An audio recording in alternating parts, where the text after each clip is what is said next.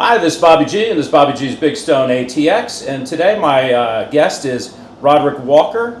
Rodrick is a Texas high school legend from up around Texas, right up around Dallas. Played for UT for a couple of years and helped win a couple championships. Yes, sir. Right? Yes, sir. And today Rodrick is coaching kids and involved with the NFL Players Association, and just is a beautiful soul, and I'm so happy we've got him here today. So, Rodrick, why don't you tell us about the love that you pour into what you do these days, and then we can back it up and hear about the foundation and some of those great coaches and teachers that, made you who you are today. Yes, sir. Thank you. First of all, thank you, Rob, for allowing me to share this platform with you, and I really love what you're doing. Thank you so much. I appreciate you for allowing us to have, or just people, individuals, to have a platform to thank those that have helped them along their journey. So currently what I'm doing, man, is I'm training kids in speed and agility. I'm training adults in weight loss and muscle tone. I host NFL youth football camps around the country. We do it for a lot of current NFL players as well as former NFL players, or just the local mom and dad who wants their youth football team to be better, to be have better technique. So that's what I'm doing now, going around and speaking to kids across the country and just really inspiring them on how great they can be, and really just not to settle, and it's okay to not be okay, you know what I mean, and allow someone else to come in and intervene and help them out along the way. So, I mean, a lot of us, a lot of people, a lot of athletes, we go through the pitfalls of life, and all we know is to be tough about it, right? And not having anyone to share that with, not saying we don't have anyone, but being taught to be tough and strong and not cry as a man. When you get older, you take those values on, and then you feel like I'm a wimp if I don't share this information. So just allowing the kids to know that it's okay to open up to someone, even if it's not their mom or dad. It could be that coach, it could be that teacher, it could be that neighbor, that you're close with, that can help you get through whatever it is you're going through. Amen. That's for sure.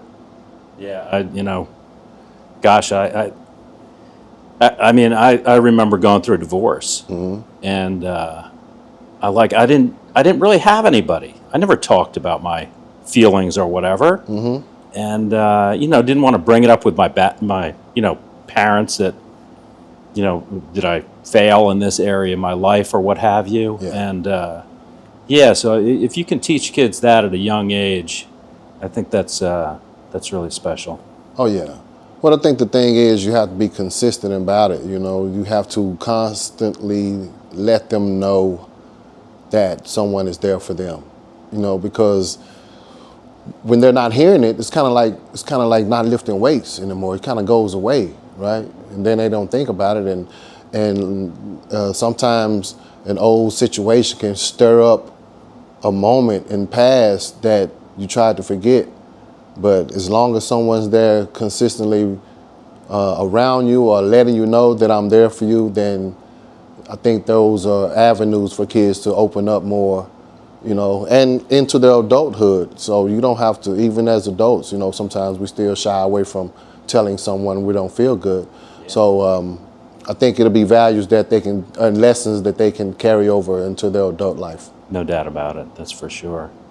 That's a beautiful thing that, teachers and coaches are just such important people in I think in children's lives, and whether the parents are available all the time or maybe they're just distracted with who knows what's going on, and those coaches and teachers are there with those kids, whether it's a elementary school teacher who's there all day long with that child, or it's a coach who's after school there with those kids and pointing them in the right direction when there's opportunities for them to go in other directions. And the thing about that is, I've had a coach on a sideline he was a principal. I'm sorry, he was a principal at my middle school, and I got into it during a game. Got into it with a guy because he called me the N-word on the field, and I was ready to go. And the referee recognized it immediately because I charged the guy up, and he said, "You want to get thrown out of this game?" And I said, "No, sir." And my coach called me on the sideline, and I told them exactly what happened. And that man looked at me and said, "If you're going to let this one word be your downfall, then you're not going to be around long."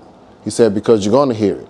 There's going to be some knuckleheads out there that know this is a way to get to you, to break you down, to make you weak, make you vulnerable, and they're going to use it against you.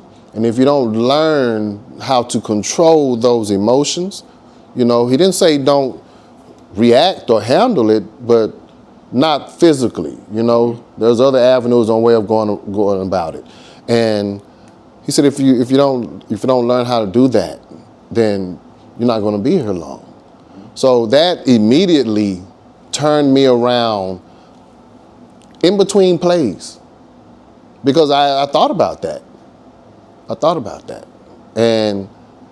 And the other thing about it was, if he said anything, I was going to listen, because he still looked like he could play. He had the biggest chest in the world, and every time he shook your hand, he was squeezing all of the juices out of it.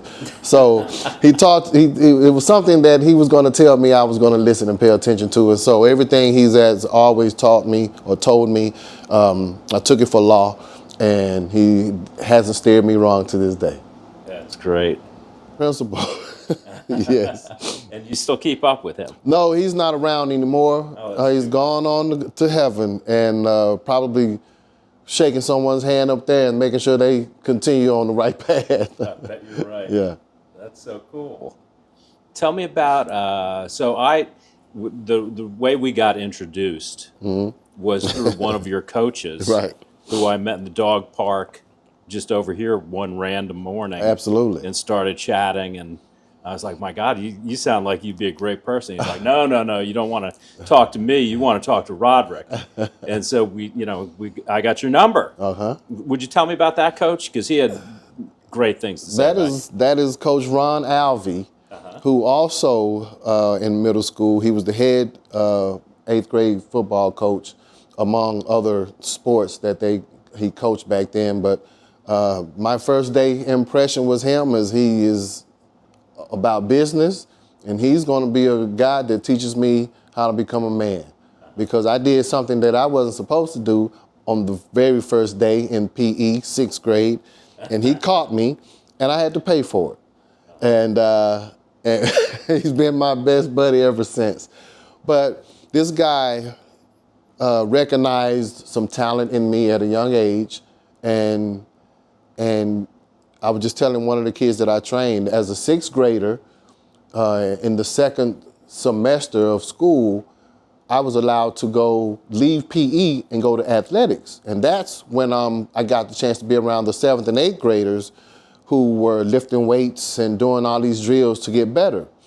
So Coach Ivey saw that in me as a 6th grader and allowed me to change my schedule to be in athletics and start lifting weights, and listening to his motivation and seeing older kids around me and me wanting to work hard like them. I'm a pup, and I got these guys that I've looked up to or heard about, and I see them doing the work.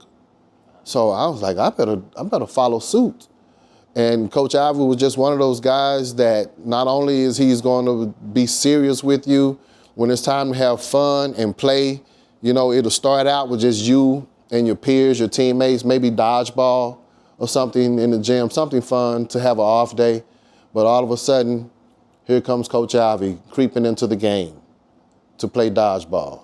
And 6th grade, 7th grade, or 8th grade, this is a grown man with the chest big like Superman, who has a mean curve ball with his dodgeball. So it was just a lot of fun, and when he got you out, he laughed and pointed at you and made fun of you, and if you got him out, you got cheers from every other student that was in the gym, because, he was the Godzilla to the King Kong. When you finally defeat Godzilla, everybody in the city is happy. And if that happened, you were probably going to get it the next game. But he was just always a great man. He made me the president of Fellowship of Christian Athletes. And we went 2 years undefeated playing football under him. 2 years undefeated, never lost a game. And he just taught me a lot about the sport, a lot about technique and why we do things, and taught me how to be a better teammate. You know what I mean? Because it was then when I got called the N-word in the game. So it was also then when it was probably a little bit prevalent in school as well. So it taught me how to be calm, and how to sometimes, just let me just do the right thing and get away from it, avoid it. And I've had to do that a lot of times in middle school just to avoid my own downfall, right? So, but he's been a great leader, a motivator to me, and he still is to this day. If he doesn't hear from me, he'll send me a text and say, "Still have my knife, and I'm probably going to cut your ear off the next time I see you." Or he'll say, "I hit harder than you." Or he'll say, "I'm going to uppercut you if you don't come down here and we go eat pizza." It's anything like that, man. It just brightens my day, and I'll always be grateful for Coach Ron Alvey. That is just, it's the podcast is BobbyGs Big Stone, and what a great stone he was in your life that dropped in there and made ripples not only in your life but in the lives of these young boys you coach or your teammates that you played with, and that's just really, really cool. Yeah, we had that just makes my heart feel good. I had a teammate, kind of a best friend that I had been playing with in Little League since we were 10 years old, and we were same grade. So there was a point where I was offense and he was defense, and it was time to wrap up and see who was the toughest, right? And we kind of gave that look because, number one, he could hit really hard, and number two, I didn't want to feel that. So I gave him the look like, "Hey, man, don't just lighten up, let's make it look good." And we went at it, and it looked good, but it didn't sound good to Coach Alvey.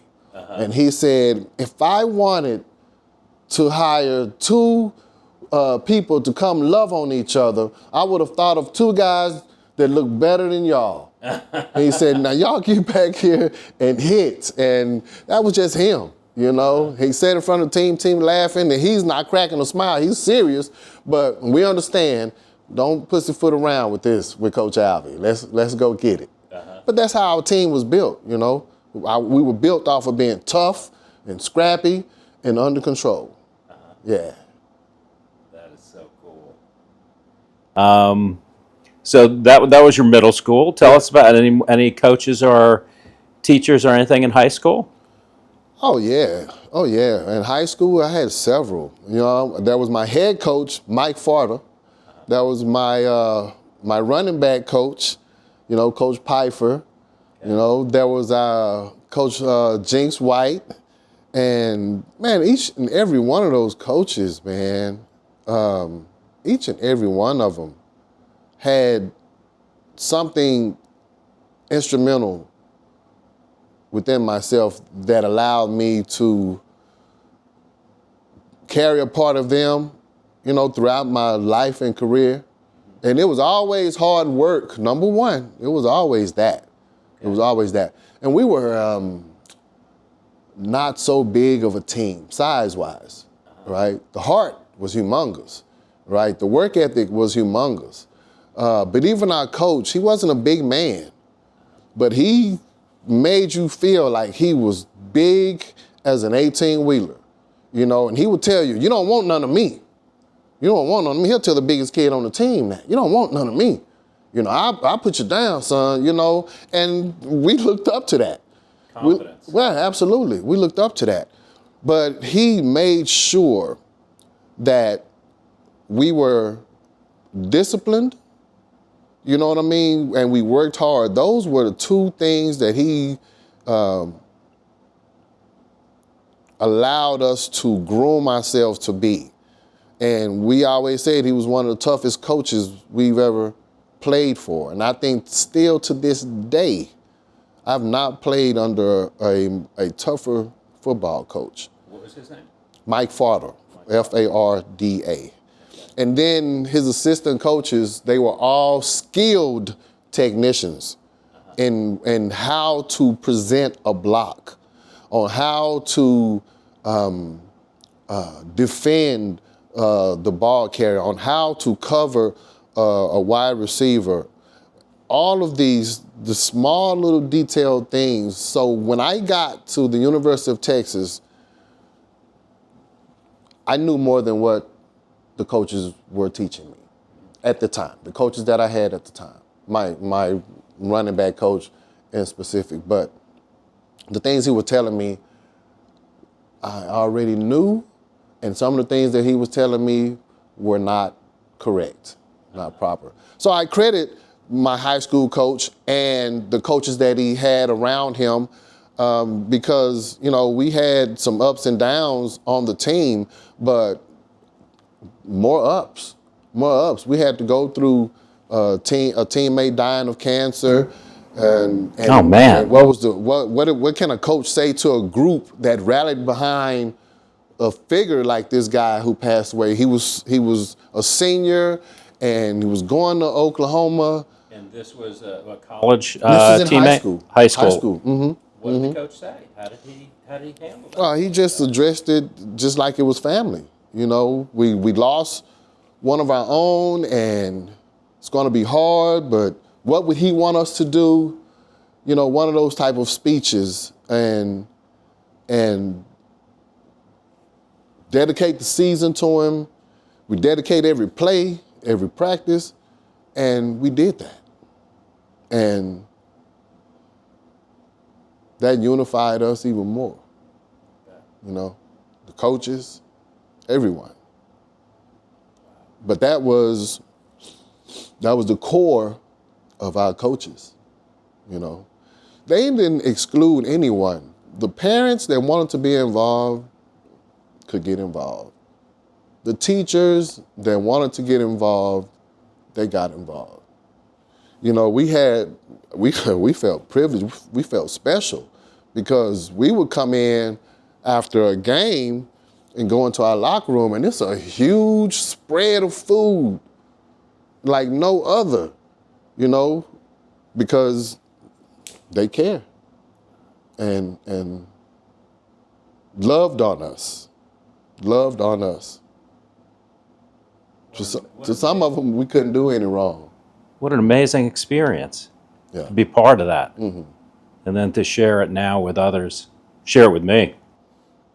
Yeah, it was special. It was special. It was so special that we ended up in the book Friday Night Lights. Is that right? Yeah, against Odessa Permian. Really? That was... That was my junior year. I didn't play my senior year because I broke my ankle the first game. So I didn't play any of my senior year, but was still the number 2 recruit in the nation coming out my senior year. But yes, Friday Night Lights, again, Coach Farda, being who he is, a West Texas kid, we had the option when we played them in the playoffs in the 3rd round to flip the coin and see where we were going to play. And our coach was like, man, forget that coin. I'll go to their house and play them in their own backyard. It's Thanksgiving anyway. I get a chance to see my parents. You know, that's him. You know, and what we do, let's go, coach. Let's do it then. We're going to go over there and kick their butt. Let's go do it. And we rallied behind that. The parents rallied behind that. And we get there, and I don't know, we're in our hotel, and they had, it was these random girls coming to the hotel, right? And they were saying that they were cheerleaders for another school, and that their boyfriends played at Odessa for Odessa Permian, and who they were, you know, all this talk, you know, nothing to brag about or anything like that. But just telling us, stories. Yeah, they say they're going to kick y'all butt and things like that. And I don't know if they were trying to get secrets or anything like that. But that was going on, and my coach, the next day, when you play a away game, you're supposed to wear your light colored jerseys, your white jerseys. So Odessa is wearing their dark, they're black. My coach said, put on these dark blues. And we were like, coach, somebody has to wear the light color. He's like, put on the dark blues. And we wore the dark blues. So we went out there, and the referee was like, I got to go change clothes, change your jersey. And we were not moving. The reason why, because the king was still there. Our coach, Coach Farter, was still there, not moving. So we had our chest out with him. And then they would say, all right, coach, you're going to get your delay of game and force it on kickoffs and things like that. So I guess that was his way of coming out there and saying, we don't care where we are, we're going to, So we went in, changed uniforms. We did get the delay of game. Changed uniforms, and we went out to play Odessa Permian, and it started right there at the run-through. When you come out and run through your sign, first of all, the cheerleaders held up our sign, and the wind came out of nowhere in Odessa and ripped our sign to shreds before we could run through it. Our balloons that they let out to go float in the air with the helium never got off the ground. They just hovered over the ground. And at that moment, I knew Mojo was real, because their sign was sturdy. They ran through it. Their balloons went up in the air. And on the first play of the game, that I carried the ball on a toss to the right, I got hit so hard, felt like by every member of Odessa Permian, that the ball shot out from the back but went forward like I was throwing the ball downfield. And one of their guys caught it and Took it in. no, we tackled him, but eventually they scored. And they scored about 50-plus points on us. We scored in the last quarter. I scored a touchdown about 56 yards, but that was in the fourth quarter, and they probably had their B or C team in the game by then. But that was Coach Farter, though. That was the tough guy that was like, I don't care where we have to play. Let's go over there. Let's not wear the right uniform, and let's show them that we came here to put in work. And of course, Friday Night Lights came out. So what was his? You lost the game. We lost the game. What was his? What did he say afterwards? I don't think he said anything afterwards, because he was in shock, because that's not how we perform. Never, ever. You know what I'm saying? So he was, and I remember me and my best friend Byron Miles, we sat in the front of the bus, and he sat in the front, and he would doze off. He would wake up out of his sleep and ask Coach Jinx White, hey, what happened when they did this and we did that? What happened with that? Why didn't that work? And he would get an answer, and he said, okay. And he would sit there and close his eyes and doze off again. And then he would wake up again and say, hey, when we ran X, Y, and Z, what happened when we did this and this and this? That was the bus trip home for us. And me and Byron, my best friend, we was like, man, this dude is already at the chalkboard. He's already with the X's and O's trying to figure out where we're wrong. Can't get any sleep. So he never said anything. When we got back to the school, he said, hey, get your heads up. Guys had a great season. These parents out here, it's about 2 or 3 o'clock in the morning, coming back from Odessa. These parents out here, they care about you, show them some love. And we got off the bus, and of course we were upset and mad because we're confused, and we were hurt, and those parents loved on us. And the next year, he was ready to go again. That was it. They all were. What a great guy to have in your life. Absolutely. Yeah. Not only yours, but all your teammates and Oh yeah, all the yeah. boys that came before, all the boys that came after. It was an experience. It's an experience to talk to players that he coached before you, because we all have the same story. You know what I mean? We all have the same story. What about the other players that you played with in college and pro ball? What did you ever have any conversations with them about the coaches they had and the people that were in their lives? Yeah, I think every player has a coach, and it could be a little league coach, and mine was one. I had a little league coach that meant business, and we were undefeated for 2 years because of that, you know. But yes, I've talked to guys, and they've shared stories of their coaches, you know, because a lot of the guys that I've spoken with didn't have a dad or a male figure in their lives, period. You know, it could be the mom and she has sisters, no uncles, you know, and they've shared similar stories about how they saved them from the streets, or how, you know, they used to be a C student and now they're a B or A student now because of the coach or the teacher. And so we've definitely shared that. I've actually had a chance to meet some of those great men that that they've talked about, you know, because we've played either in their home city or they've came to visit. So I get a chance to meet, you know, the legend of someone else's life. Those big stones in their lives, Big right? stones in their lives, yes, sir. And the ripples that get spread out. We do camps, a lot of football camps, and I hear some of my friends or some of the coaches, former players that are coaching the kids at the camp, and they say certain terms or slogans or sayings, you know, and you later on you say, man, where you get that old crazy saying from? And they say, man, this was my coach used to say to us when we was in 8th grade, or this is what my high school coach used to say to us, or this is something that a punter on the team used to say every time, you know, he punted the ball. So there's always a history behind the saying, right? So it's always interesting to know, you know, the foundation of where this actually came from.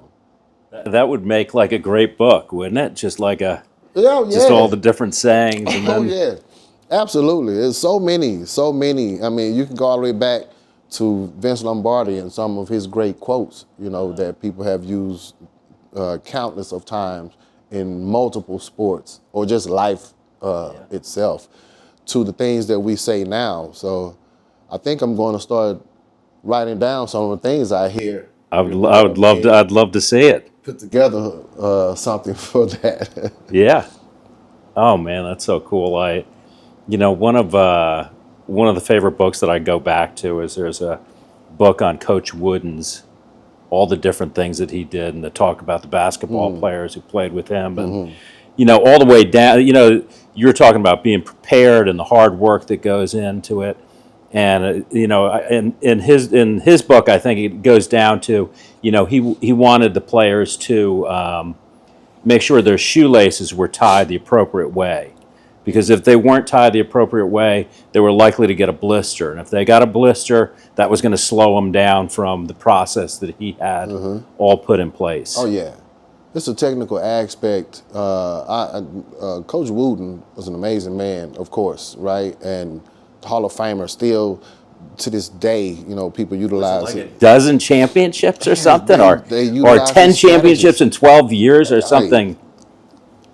But maybe the record still stands. I mean, he was just an amazing man. And when I first read about him while reading about someone else, you know, I discovered that about him, about preparation. You know what I mean? Yeah. And it's a foundation of life. Well, You know what I mean? yeah, I mean, I was thinking that when you were talking about your middle school coach, and you're going to work, maybe you weren't the biggest, but you're going to work the hardest and be the most prepared. And, what a great life lesson, Absolutely. right? It Because, doesn't matter what you do, if that's your foundation. yeah. And playing sports, but, you know, I played football, so I got to lean on football. Playing that game prepares you or teaches you about everything you're going to go through with life. You know, you're going to go to meetings and you need to be on time for those meetings. So time management is the key, because I guarantee you, if you're late for a football meeting, if you're on time for a football meeting, you're going to be counted late. So everybody said, you know, if you ain't there 5 minutes early, you're going to be late, counted late. Yeah, so that's my son tells me Yeah, that man. he had a cross country coach told him that. yeah, If you're not 15 minutes early, you're late. yeah, man, time management. And then it teaches you teamwork. You know, it teaches you leadership. It teaches you hard work in the face of adversity. You know, there's football teams out there that have had losing seasons for over 5 years, have never won a game. But how do you teach them to keep going in the face of that type of adversity? This sport, and with the coaches that we have, allows us to learn that, to go through that. And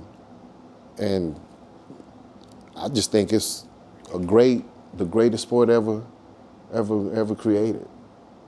So cool.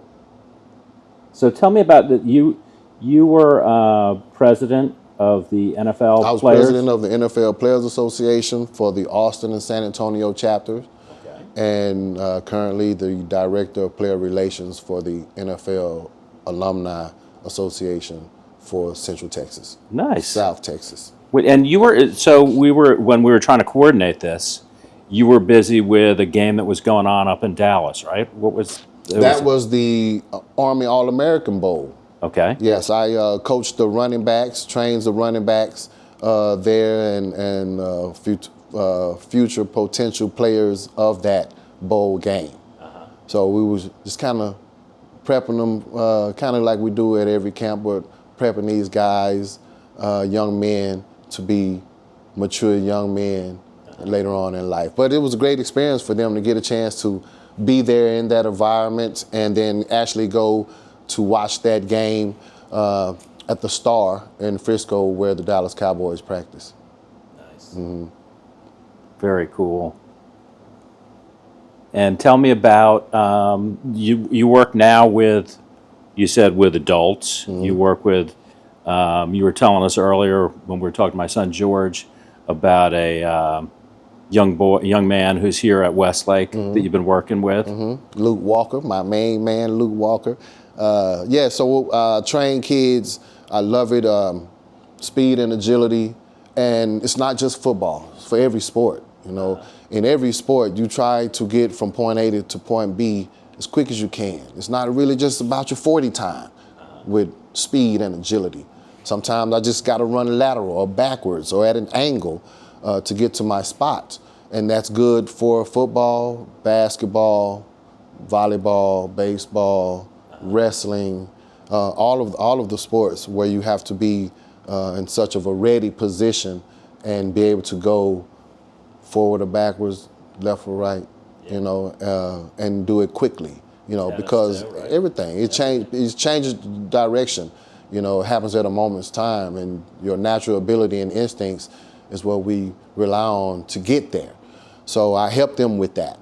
And then I get position specific. So if you're a wide receiver or a defensive back or offensive lineman or defensive lineman, whatever the position, then I engage more in that position as well. Very cool. Yes, sir. That's great. You're doing what you love. I'm doing exactly what I love to do. You know, just pouring into the kids and letting them know that God won't fail them, and you know, as long as they just keep going, wrap their arms around God as much as they can, because He's never going to let them go, right? He's never going to let them go, and just watch blessings and miracles and the abundance of your life and what you aspire to do and be, and just watch how it comes blossoming. Not without any pitfalls, of course, right? But that's when we need the faith. Yeah. That's when we know it's going to work. But that's what football and sports does. You know, sometimes it's 4th and goal, right? Which is the name of my company, Okay. 4th and Goal. Sometimes it's 4th and goal. And I don't care if you're on offense or defense, you got to make the right decision, right? Because you don't have this one play to do it, right? So where do you go for that energy, for that synergy? Where do you pull from? I believe coach is going to call the right play. I believe that when that play comes in here and everybody hears that play, that we're all going to execute that play to the best of our abilities and be successful. That's having faith in your teammates, right? But when it's no more sports and it's just life, where you draw that faith, you got to pull it from God. You got to have the faith. You got to believe. You got to believe. You got to believe in the pitfalls of life. You got to believe. You got to believe in the struggles. Through those, you got to believe, because all of a sudden, right at some moment where you weren't expecting, you see a bunch of flowers, a bunch of sunlight, you know what I'm saying? A bunch of smiles, just something unexpected, man. And it's a great feeling, because now, what do you do now? You believe more. You've experienced it. Teams that win and win and win, they don't think they can lose. You know what I mean? Because they've got accustomed to winning and winning. Kansas City Chiefs. It's hard for them to lose. Even at the last minute of the game, they believe. And if you treat God the same way and believe, man, it's so much is going to come out of that. Totally. I'm with you. Yeah, you got to take care of what's between your ears, right? Yeah, man. Yeah. Just keep working. Yeah. Keep working. Oh, man, I love it. That's so cool. Well, all those young boys who work with you must be so grateful. And just as you're grateful to all those coaches who worked with you coming up and all along. Oh, yeah. Well, they teach us, coaching these kids, I learn something every day from them. They teach Coach Rod some things as well. We joke and we laugh, and it's like a family. I get letters from them or text messages from them just thanking me on being me, to them, whatever that may be. That's so cool. I told you earlier about that 5th grade teacher I had that was so instrumental in my life and pulling this little shy boy out of his shell. Just through love and encouragement. I can't pick out any particular thing she did in her curriculum, but she just, made me feel good about myself. Oh, yeah. And, I walked taller walking into 6th grade, all 4 foot, 10 inches or whatever I was at the time. But, I just believed in myself. And she, she's on Facebook, the power of social media. Okay. So I've corresponded with her, and we've kind of gone back and forth. And oh, yeah. It's yeah.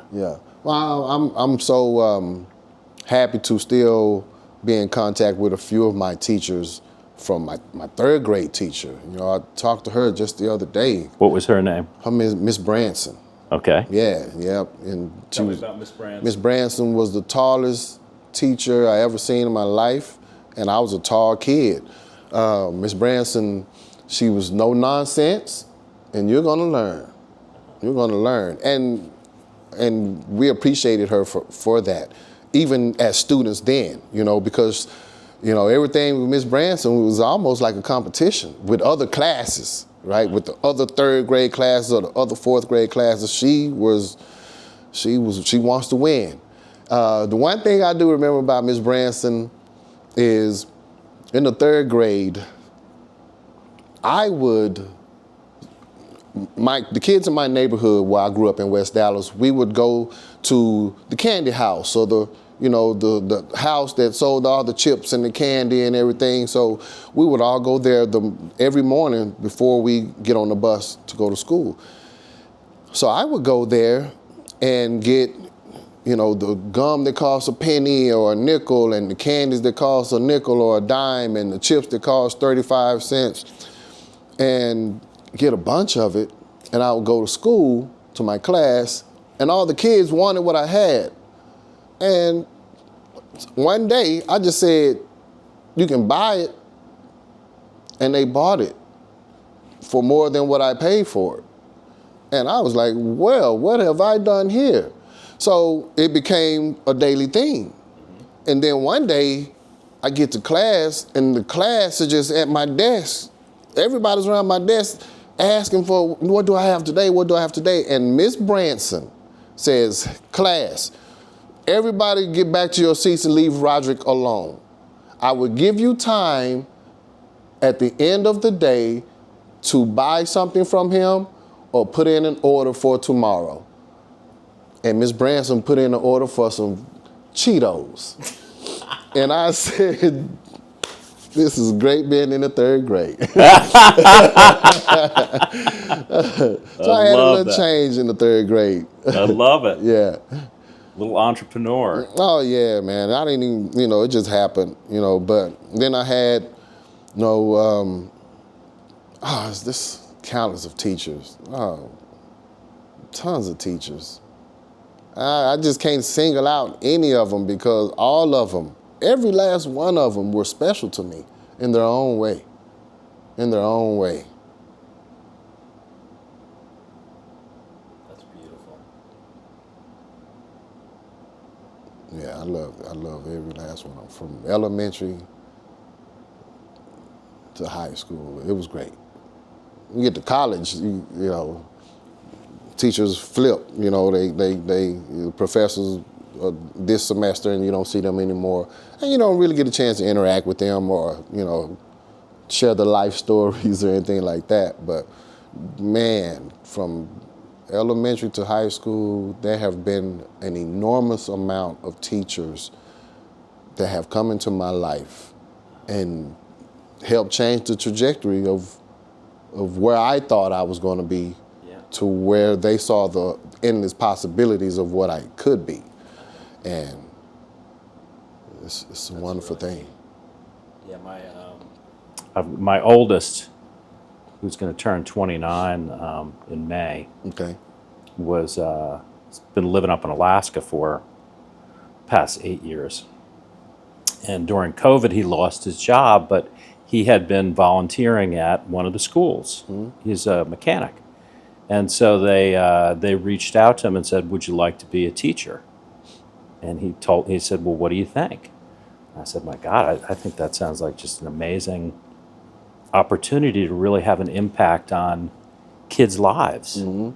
And so he taught for 4 years, and he worked with these kids, and he had a whole class go from freshman all the way to senior year before he left, but worked with the community, like, what do you need out of these kids? Yeah. And worked with the science department about let's work on electricity together. Okay. And I think that's special.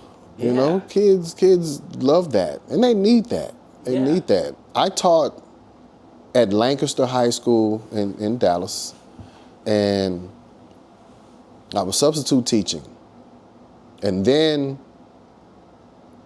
I saw a lot of things going on where kids were getting sent to alternative school every day. And I said, man, it got to be a way. Are the teachers just getting frustrated with the kids? Or is the principal or vice principal or whomever's in charge of sending them to the alternative school? I just want to know what the problem was. So this is what I did. I proposed to them, give me my own classroom and just let me come here every day. And before you send a kid to alternative school, let them stay with me in my room for 30 days. Wow. And see if I could help change them to be better students. And they said, man, you don't know what you're asking for. I said, well, let's start it. Let's try it and see. So I called it the Change Student Program. And I had boys and girls in there who were either bullies or just neglecting work. And most of it was always attitude, right? It was always attitude. So once they were sitting in my classroom, they had to understand that this is it. After you leave me, if you don't straighten up, you're going alternative school somewhere you shouldn't be. So you can't go to lunch with the general population. You can't go to PE with the general population. This is it. We're the family. When we go eat, we go get our lunch, we come back in the room and eat. When we go to PE, it's us. We got to figure out what games we want to play with each other, right? And that's what we did. That's what we started. At first, it was just a room with brick white walls, and then I started putting in requests. I need some posters, some educational posters, Snoopy, Charlie Brown, give me something so it doesn't look like a jail cell. And for some reason, they didn't want to do that. And then I made another big fuss about it, and then they came and brought me some things to hang on, to put on the walls, right? A little lively. I started incorporating, if you do great things throughout the week, on Friday we can do this, play these games or listen to the music, the radio, things like that. And it became a fun atmosphere, fun environment, which, guess what? The girl who came in with an 18 average in math left with an 86 average in math, right? The boy who would snap on anybody in the hallway refrained in the classroom from snapping on somebody who threatened him. So I saw the changes. And even walking in the hallway, the other teacher was like, man, what are you doing? What are you doing in there? I had other kids who were great students saying, Coach Rod, I want to be in your room. I said, well, it's not for you. It's not for you. And I don't want to see you in this room, But yeah, that's a program that I had started when I was teaching out there in Lancaster before I moved back here to Austin. Wow. Yeah. That's really special. Yeah, I loved it. I love seeing the light bulb go off, right? When they finally get it and they understand. And then They had someone who believed in them. yeah. And when you tell them, hey, you're doing great, now you got to go back, and they're like, I don't want to go back, So that makes you feel great, to let you know that it's working. Yeah. Oh man, that's really cool. Thank you for sharing that Absolutely. story. Thank you. I think that's really special. Man, well, so the name of your company is Fourth and Goal? Fourth and Goal Athletics. I have several things, Bob, that I do. I have Fourth and Goal Athletics, okay. Right? And I train kids in speed and agility, and I do camps. Okay. Then I have grind flu. It's #GrindFlu. It's like work. I'm always on the grind, okay. Right? And I'm so much on the grind that I'm sick with it. I'm so sick with the grind that I got the flu, the grind flu. And there is no cure for it. Okay. I tried, I went to the doctor, Bob, several times, and they said, we thought you had walking pneumonia or something like that. You have grind flu. Okay. And we don't have a cure for that. So I'm just going to be blessed with grinding for the rest of my life on getting things done, right? Did you say Dr. Bob? No. I was thinking. No, just run. Could have been Dr. Bob. Could have been you.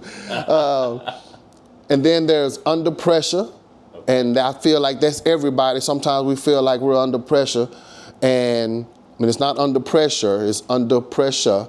So just to play on the words, but sometimes we go through life, and Under Pressure is a brand that has all the great quotes to lift you back up, okay. Right? Maybe that's your publishing company. Put your buck under there. Yeah, well, we just stick around, and who knows what it'll be, and there may be something else. There may be something else out there. Do you know Paul Carosa by any chance? What's his name? Paul Carosa. I do not. He's a really neat guy. I'd like to introduce you to him. Okay. He brought the marathon here to Austin, mm-hmm. And then he started Marathon Kids at the same time, okay. Which was a really cool program. He had the kids do like a little bit of running each day in school. Okay. And when they completed, the X amount of miles, they got a T-shirt. And then if they did the last mile of the marathon during the marathon, which they allowed the kids to run beforehand, they got a medal for that. Okay. But it got kids in motion. Right on. And he's pillar in the athletic community in Austin. Okay. And he's really got a beautiful soul. And he was in here about a week ago, sitting down, talking to me and telling me all about the things that he was involved in Austin, and just really well connected. And I think the two of you, if you never hurts to know one more person in the community. Right on. I would love to meet him. Yeah, and I I think would the love two to of meet you him. would. You're just both beautiful people. Yeah. Well, I do a lot in the community, and I've raised money for Dale Children's Hospital, the Boys and Girls Club, Central Texas Food Bank, battered and abused women and children. So just recently, I've expanded just the giving, and now have the Rodrick Walker Foundation. And so we don't just cater to one organization, we give to all. We give to all. And so I'm excited about that because we just started that a few months ago. That's really great. Yeah. Man, you are a beautiful soul, and I'm so grateful you're here talking to me today and Thank you. out helping these kids and taking care of them and sharing your stories. And thank you. Well, I appreciate you. Thank you for allowing me to. You're a good man. Thank and you. The community's better for you being here. Well, it takes a community, right? Yeah. Yeah, I'm better because of them. I'm better man. because of them. Thank you. But so thank much. you. Thank you for allowing me to come on your show and hang out with you. It's been an absolute blast. Absolutely. Thank you, man. Thank you, brother. We're out.